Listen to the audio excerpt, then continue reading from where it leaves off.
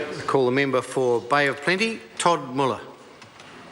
Muller, Mr Speaker. If it's Muller. possible to just anglicise it. It would have been Muller back in 1860 when our family arrived, but it is now Muller. Surname validation.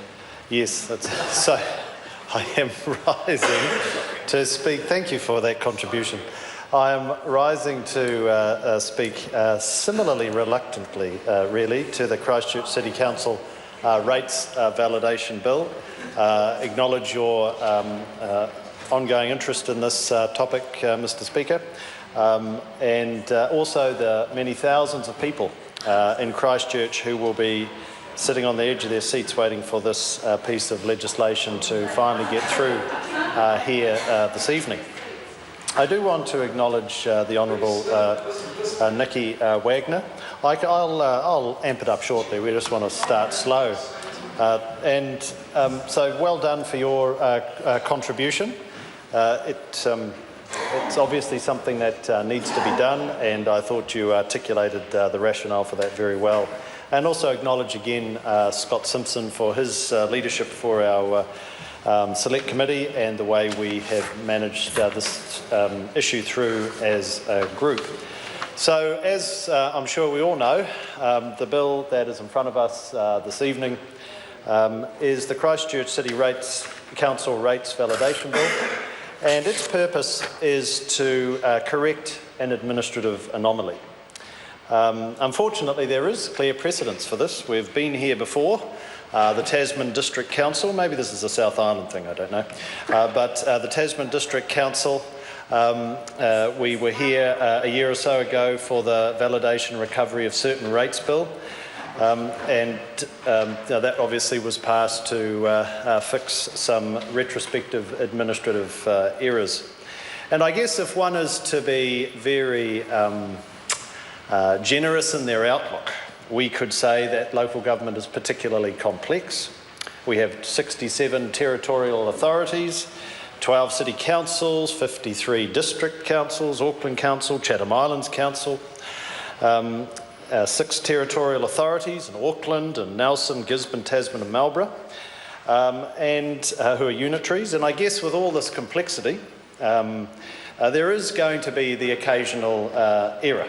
And I guess one argument, and we've heard it particularly from the other side so far this evening, is that this happens infrequently, human errors can occur, and when they do, it is appropriate for us to get together and fix them, which is what we're doing this evening. So essentially the assistance that we are collectively offering tonight is that the Council failed in their rates resolution to state that the rates were payable by instalments, what the payment dates were for those instalments, and what penalties would be added for late payment in these and previous years.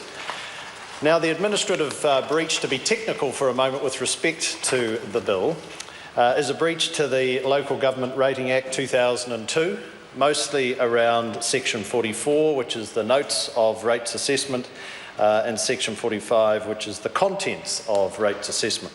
And the relevant parts here for those in the House who are particularly interested in this detail is Section 44, notes of rates assessment. 1, a local authority must deliver a rates assessment to a ratepayer to give notice of the ratepayer's liabilities for rates on a rating unit.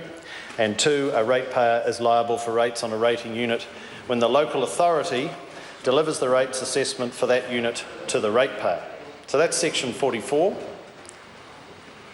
Section 45, for a moment there I thought I was going to get a point of order that might have stopped me. And Section 45, yes, you were following this and enjoying it, no doubt. Section 45, contents of rates assessment. The particular part here, which caught Christchurch City, Part M, the methods by which rates may be paid, and the date of, or if the dates are payable instalments, the dates by which the specified amounts must be paid, and Part N, if applicable, the penalty regime of the local authority, and a warning that if rates are not paid on time, a penalty may be added under that regime. So, as you can see, this is a complex process. The City Council, in many respects, as we've heard this evening, we're trying to simplify that. but in their enthusiasm to make the rate setting process more easy for their constituents to understand, they missed a pretty critical part in that process.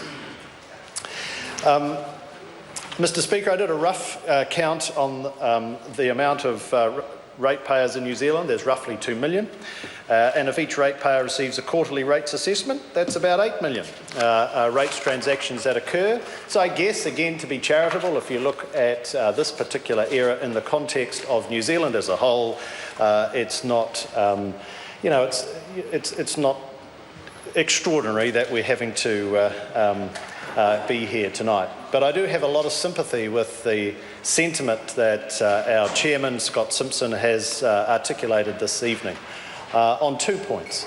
Firstly, we do expect that officers of council are familiar with a Ratings Act that came in 2002 and would have the appropriate internal controls to ensure that they are following the correct process accordingly. And that secondly, when an error had been found and you are asking the government, or asking Parliament, to make a change to validate you and essentially get you off a hook, you would expect some degree of contriteness. And I think Scott, the member for Coromandel, summarised that very well. I was, like he, very disappointed that there wasn't a sense of acknowledgement that Christchurch City were having to put the Parliament through a process which, quite frankly, our collective wisdom could be well focused on other things than this. And so I was disappointed that when we flew down to meet with them, there was a degree of offhandness with respect to the way they were approaching this particular issue. Now, what you would also expect in this debate, and I'm sure we're going to hear it shortly with my good friend and colleague, Mr. Mark, is a reference to the role of auditors.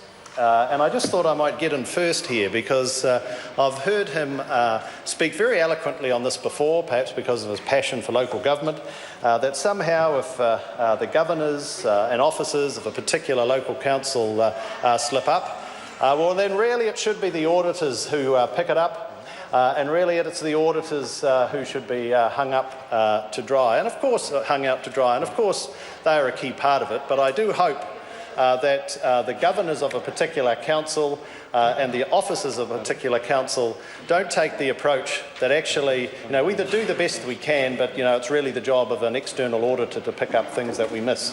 That's not what best practice is. It's nowhere near best practice. There should be a strong internal audit function.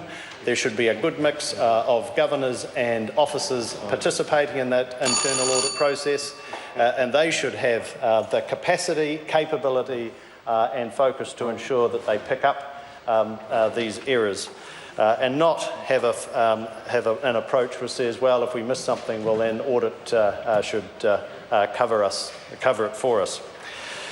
So, Mr. Speaker, in that regard, it was very positive to see that the Society of Local Government Managers have identified that there is room for improvement, and we saw that in the report back from the department, the various work that's underway to improve council's practices with respect to setting rates resolutions.